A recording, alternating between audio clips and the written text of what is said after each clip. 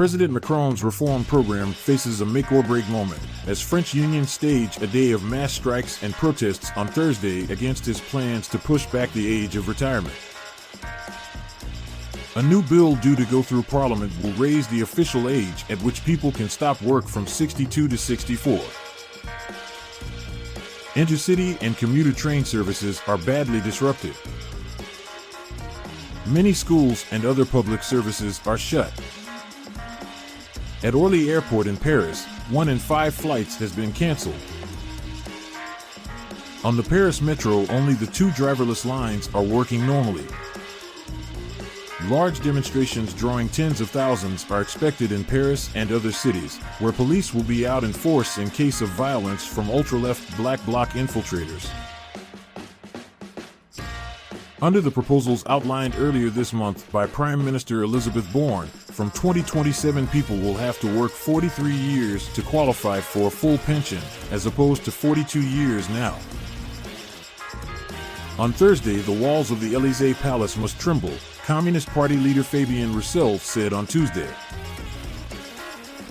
Because his Renaissance Party does not have a majority in the Assembly, French President Emmanuel Macron will be forced to rely on support from the 60 or so MPs of the Conservative Republicans Party.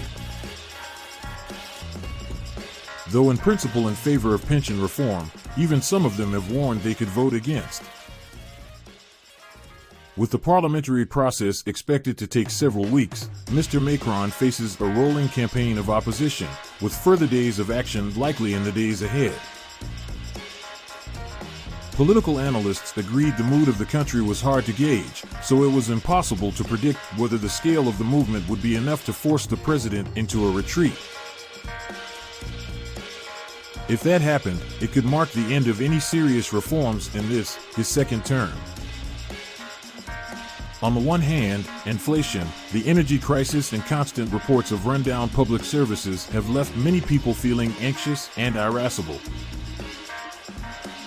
President Macron's poor image outside the prosperous cities contributed to the Yellow Vest insurrection 4 years ago, and could well do so again. But on the other hand, pollsters have also identified a sense of resignation among many people who no longer identify with old-school social movements such as the unions specialize in. Many will also be too concerned about the loss of a day's income to go on strike.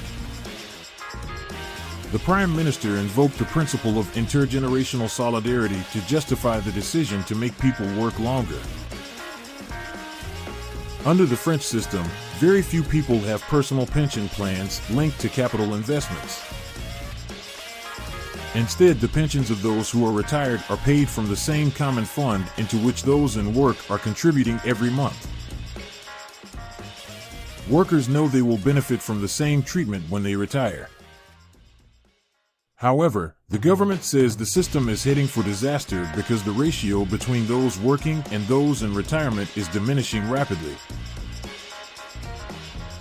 From 4 workers per retiree 50 years ago, the ratio has fallen to around 1.7 per retiree today, and will sink further in the years ahead. Nearly all other European countries have taken steps to raise the official retirement age, with Italy and Germany, for example, on 67 and Spain on 65. In the UK, it is currently 66. President Macron made an earlier and more ambitious attempt to reform the system at the end of 2019, but pulled the plug when COVID hit. To palliate the effects of the reform, Elizabeth Borne has promised easier ways to retire early for people in dangerous or physically demanding jobs, steps to encourage older people back into the workforce, and a higher guaranteed minimum pension. The opposition argues the system is not technically in deficit at the moment, so there is no urgency to act.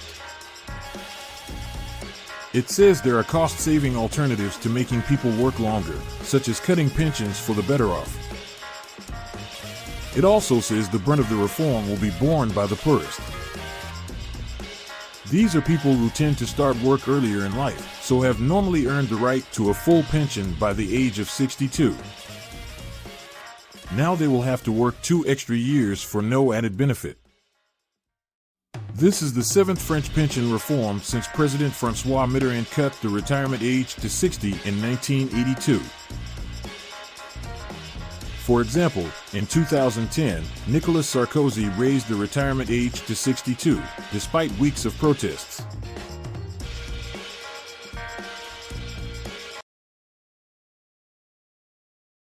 Hiker missing in California named as British actor Julian Sands. British actor Julian Sands has been reported missing after hiking in the San Gabriel Mountains on Friday, according to the San Bernardino County Sheriff's Department. The 65-year-old actor, known for his roles in A Room with a View, The Killing Fields, and Naked Lunch, lives in North Hollywood. Rescue crews have been searching for a lost hiker in the Baldy Bowl area of Mt. Baldy, a popular area for hikers and skiers, since a hiker was reported missing at 7 p.m. on Friday evening, Sheriff Department spokesperson Nathan Campos said. Officials identified the lost hiker by name on Wednesday afternoon. The severe winter weather across California has interfered with the search around Mt. Baldy. Rescue crews on the ground were pulled off the mount on Saturday evening for their safety, with the search continuing by drone and helicopter when the weather permitted, Campos said. There is a severe avalanche risk in the area, and authorities are recommending that the public stay away from the area. It's extremely dangerous, and experienced hikers are having a hard time getting through there, Campos said. As the weather clears, rescue crews are planning to resume a search on the ground, he said. Authorities are also searching for another missing hiker, Bob Gregory, of Hawthorne, California, who was reported missing on Monday in San Gabriel Mountains, ABC News reported. Sands, who grew up in Yorkshire, has had an eclectic, decades-long career in the film industry, appearing in dozens of film and TV roles, and has lived in the Los Angeles area for years with his wife, the writer Evgenia Sikowitz. He has 3 children. In a 2018 interview with The Guardian, Sands talked about his fixation with mountain climbing and the importance of continuing to embrace new adventures as he aged.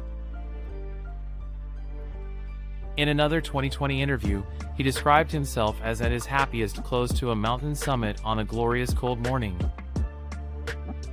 The closest he had previously come to death, Sands said in 2020, was in the early 90s, in the Andes, caught in an atrocious storm above 20,000 feet with 3 others.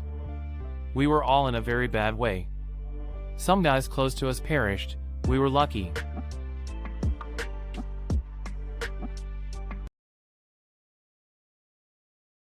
Gallery owner who hosed homeless woman in San Francisco arrested. And San Francisco art gallery owner who sprayed a homeless woman with a hose has been arrested, police have said. Collier Gwin, 71, has been charged with misdemeanor battery, after a video of him spraying the woman outside his gallery on the 9th of January caused outrage. He faces up to 6 months in prison and a $2,000 fine, the city's district attorney said. Mr. Gwin has since apologized for his actions, describing them as indefensible.